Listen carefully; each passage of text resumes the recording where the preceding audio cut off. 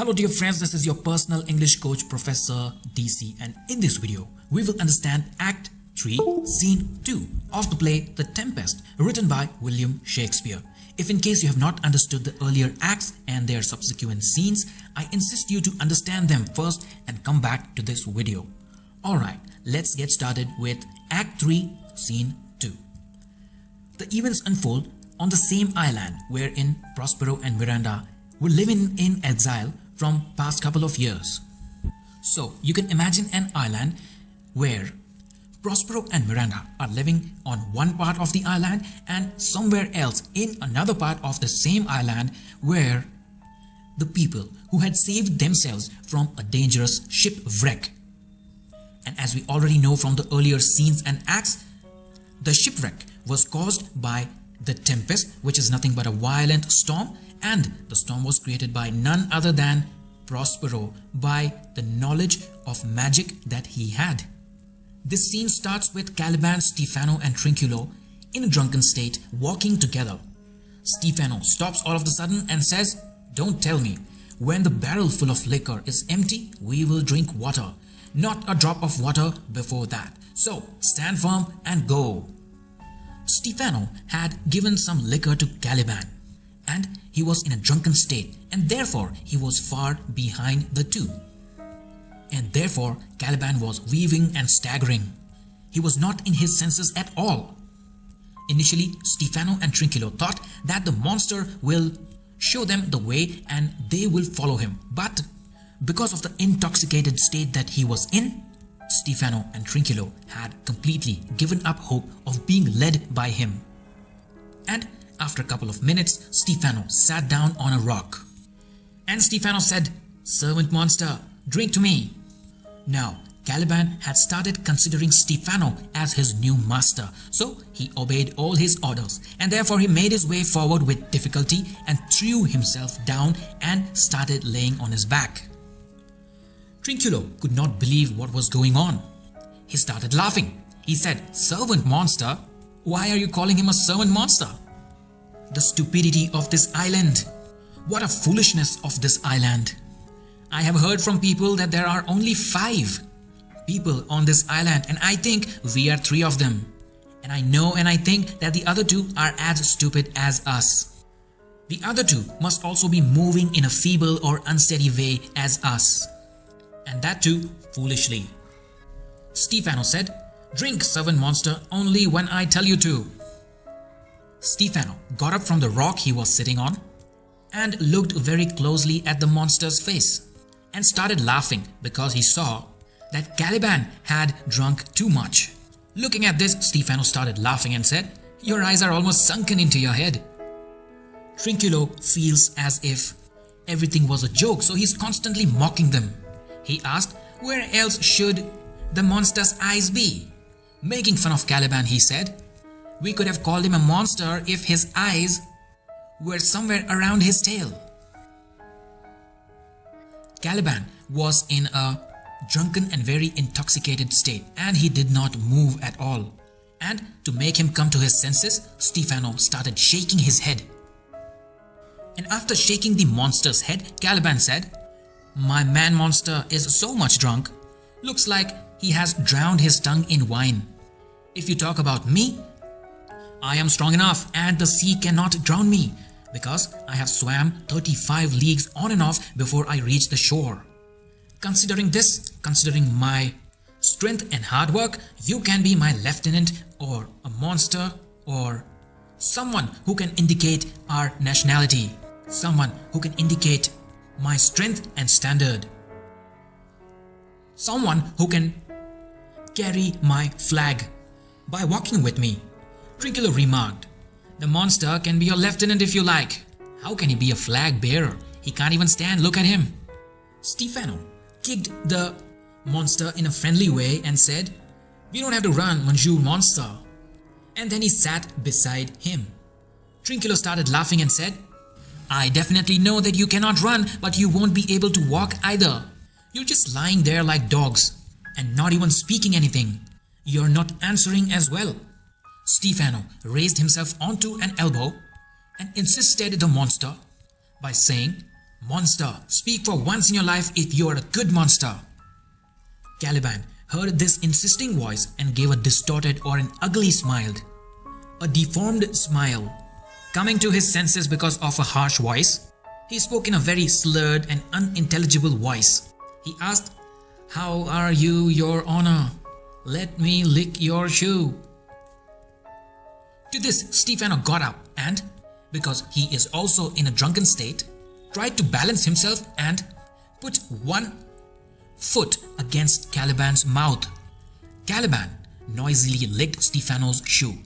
Trinculo started laughing. To mock the monster, he came and put his foot as well against Caliban's mouth. Caliban realized that Trinculo had put his foot forward and therefore he said, "I will not serve him. He is not valiant. He is not brave. He is not courageous. He is not fearless."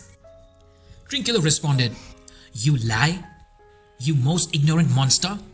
I am so strong that I can fight with a police officer. I can jostle with a constable. I can fight with the governor of royal castle. Why, you corrupted fish? Tell me one thing, was there ever a man who is a coward who has drunk as much wine as I have today? How can you tell such a big lie? How can you speak such a monstrous lie? You're just a half fish and a half monster. How can you think of lying?" Caliban was in his senses and he heard this. He struggled somehow to sit up. Very unsteadily he stood up and pointed his fingers threateningly at Trinculo and asked Stephano, "Would you let him mock me, my lord?" Trinculo burst into a big laughter when he heard the word lord. Trinculo said, "Did he say lord? That monster could be such an idiot." Caliban felt insulted and said, "See, he's doing it again. I pray, bite him to death." Trinculo warned by Stephano. Stephano said, "Trinculo, speak nicely. Utter good words. Keep a civil tongue in your head. If you prove to be a mutineer, if you turn out to be a person who rebels or refuses to obey my orders, all I'm gonna do is hang you to the next tree. This poor monster is my subject and I won't allow him to suffer such disrespect." Caliban was happy about this and he said, "I thank you, my noble lord," and started kissing Stephano's hand noisily. "Will you be pleased to listen once again to the favor I asked of you?" Stephano said, "Why not? Tell me. Obviously I will listen to you. Kneel down in front of me and repeat it. Trinculo and I will stand." Now friends, while all of this is going on, Ariel is invisibly watching them and listening to them. Caliban continued, "As I already told you before, a tyrant, a cruel and oppressive ruler, a dictator, an autocrat has made me a slave. A person who claims or is believed to have magic powers, a wizard, a sorcerer, has made me a servant of his, and by his cunning magical powers he has cheated me out of this island." Ariel is just standing beside Trinculo and mimicking Trinculo's voice. He exclaimed, "You lie." Caliban thought it was Trinculo who accused him of being a liar, so Caliban said, and that too very furiously, "You are a liar, you stupid monkey, you!" In an angry tone, he said, "I wish my courageous master Stephano would destroy you. I am not lying in this case." Stephano also did not feel very good about the remark that he heard from Trinculo. In reality, it was Ariel who had made Trinculo's voice. But hearing Caliban's complaint, Stephano made a fist and shook it at Trinculo and warned him strictly, "Trinculo, if you interrupt him again while he's telling his tale, by this hand I will knock some of your teeth out." Trinculo is shocked and absolutely perplexed. He said, "But why? I didn't say anything." Stephano warned him again, "Keep quiet and do not utter one more word." He then turned to Caliban and asked him to continue. "Carry on, monster." Caliban continued his story. He said with sadness, "I am telling you, he got this island by his magical powers. It was all mine, but he took it from me. He snatched it from me. If you take a revenge on him, if your greatness will revenge it on him, that will be great, because I know you have all the courage, all the daring. And then he looked at Trinculo and said, although this thing would not dare, but you would. Stephano agreed to that and gave a threatening look at Trinculo and said, that is most certain. Caliban continued, if you take a revenge and if you destroy him, you will be the lord of this island and I will serve you. Stephano got happy about this and asked, well, how will this be accomplished? How can we achieve this? Can you take me to that person who has harassed you so much? Caliban agreed. Yes, my lord, he said with all his curiosity and excitement. I will take you to that person while he is sleeping, and that's the time you can knock a nail into his head and destroy him. Ariel, mimicking Trinculo's voice, said again, you lie, you just cannot do that. Hearing him, Caliban got very furious and shouted, what kind of fool is this? You worthless clown? Then he looked at Stephano and requested, I beg your greatness, give this man one blow, beat him up, and the bottle that he has, snatch it from him. Because if you take away that liquor bottle, he won't be able to drink any alcohol. This clown would have to drink salt water only, because under no case I'm going to show him where the fresh water is. Stephano threatened Trinculo. Trinculo, don't make me do this. Don't provoke me. If you interrupt Caliban one more time, I'm going to forget what mercy is, and I'll turn you to a stockfish by these hands of mine. Trinculo is highly perplexed and puzzled. He said, but why? What did I do? I have done nothing at all. All right, what I'll do is I'll stand away from you now. Let me go a little bit far from both of you. Stephano asked, didn't you just say that Caliban lied? Now before Trinculo could answer, Ariel quickly mimicked Trinculo's voice and shouted in such a way that Stephano and Caliban both could hear, you lie! Stephano got completely angry, completely furious. He said, do I? And then he gave a tight slap on Trinculo's cheeks. If you want more tight slaps, just tell me one more time that I have lied. Take that. Out of pain, Trinculo started cringing. He pulled back further, rubbing his cheek. I never said that you lied. Have you really lost your intelligence and your hearing power too? He felt insulted and threw the bottle on the ground. Then he said, damn to your bottle. This is what happens after you drink too much. May an infectious disease affecting cattle and sheep fall on you. May plague fall on your monster and devil take your fingers.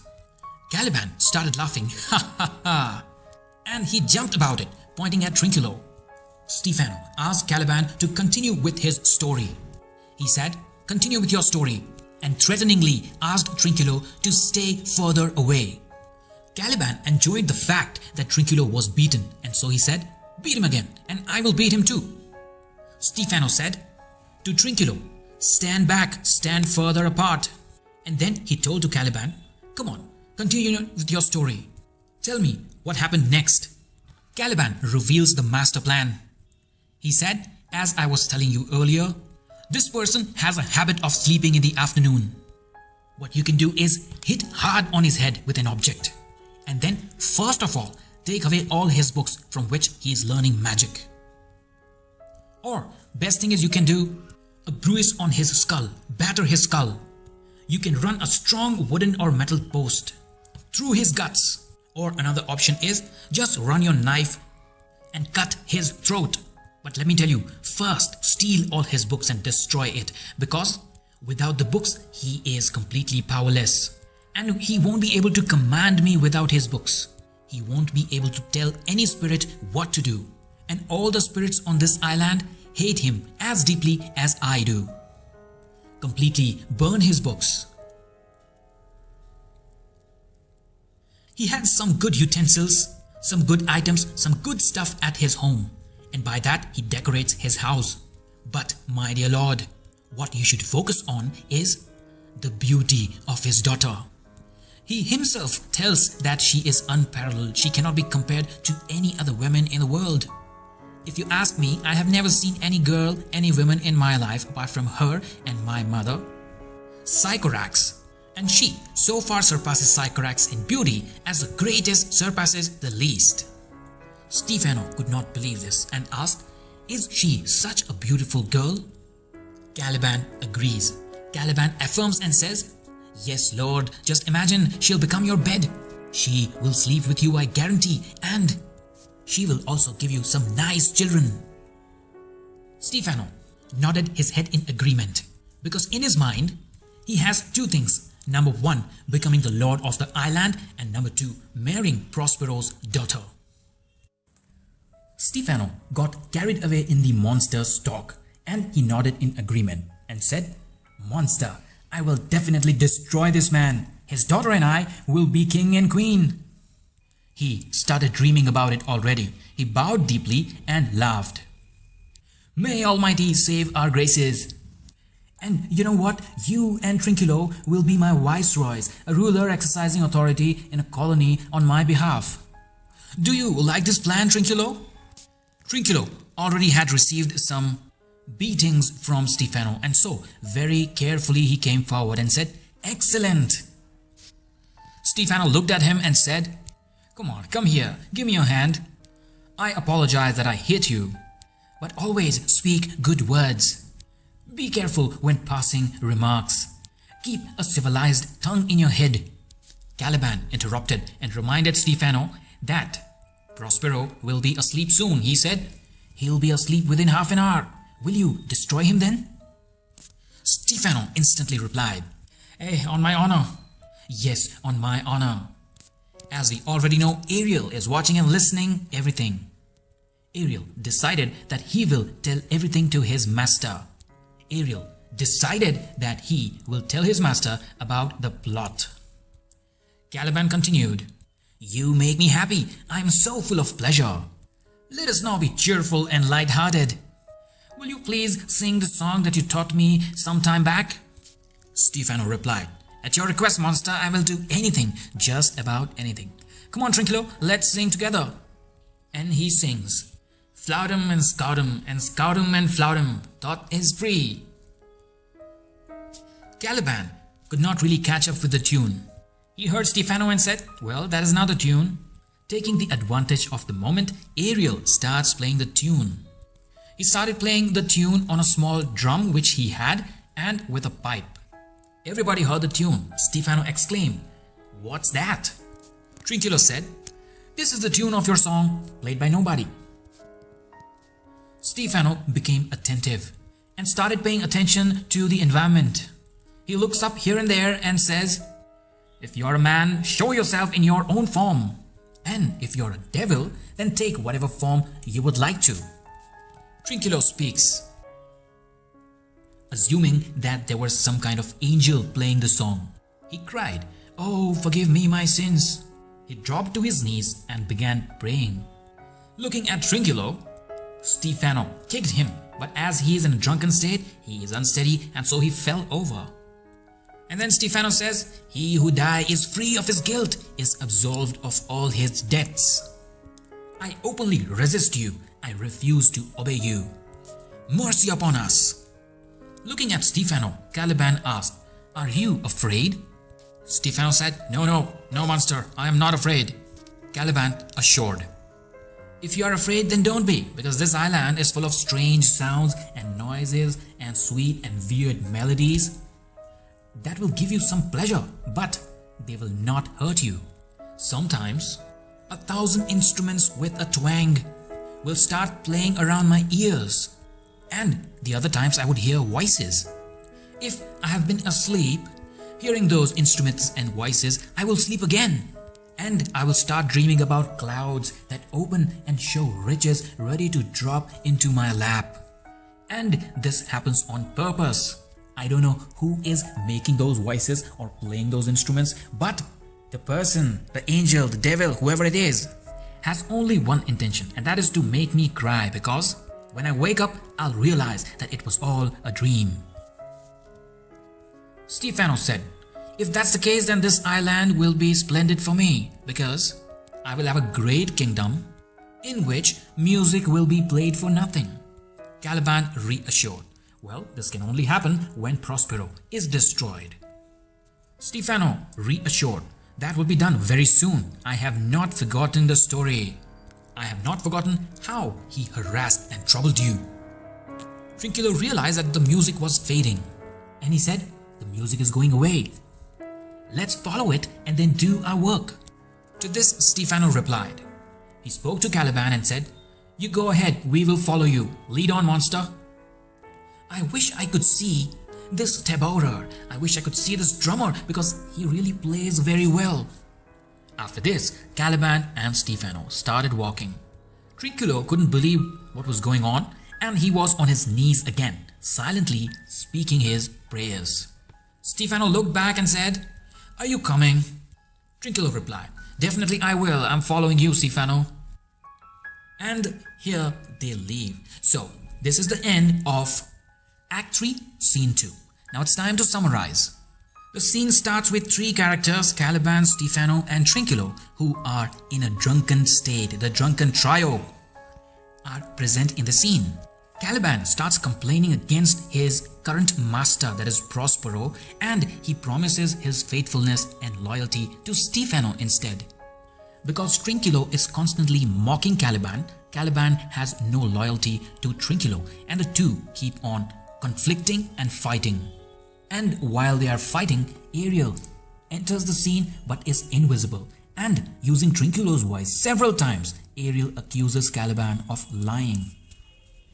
This makes the monster very furious, very angry, and asks Stephano to hit Trinculo and deal harshly with him. To this, Stephano constantly asks Trinculo to stop being a nuisance, to stop being annoying, which only makes Trinculo more and more frustrated because he's not actually speaking. In the confusion, Stephano ends up hitting Trinculo very hard on his cheek. Stephano asks Caliban to continue with the story. Caliban describes how his current master, that is Prospero, cheated him out of this island through magical knowledge, magical power that he gained from his books, through sorcery, and then urges Stephano to kill Prospero and take whatever he had, including his very beautiful daughter, Miranda. Caliban then convinces Stephano that he can lead Stephano and take him exactly to the place where his master was residing, and that too at the right time when Stephano can easily kill him. He even gives him a specific strategy. He narrates the plan, the plot to kill Stephano. First, take away his books. Prospero is nothing without his books. He would not be able to order any spirits, and without his books, he will be powerless. And then also ask Stephano to do a couple of other things like brain him, batter his skull, punch him with a stake or hammer, cut his windpipe with his knife, so on and so forth. After this, Caliban asks Stephano to sing. The song and the discussion is interrupted by invisible Ariel, who starts playing an even more beautiful song. Stephano and Trinculo are afraid. Trinculo gets on his knees and starts praying. Caliban tells them not to be scared. And then he makes a speech which is most well known of the play The Tempest. It goes something like this. The island is full of noises, sounds and sweet airs that give delight and hurt not.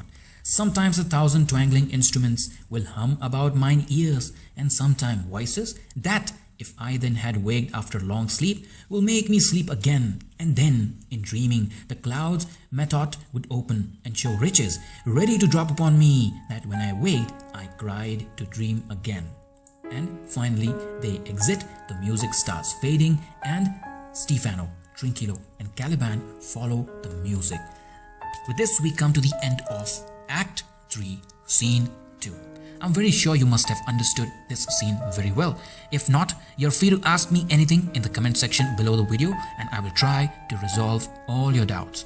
I thank you for watching, and I hope you have an amazing day ahead.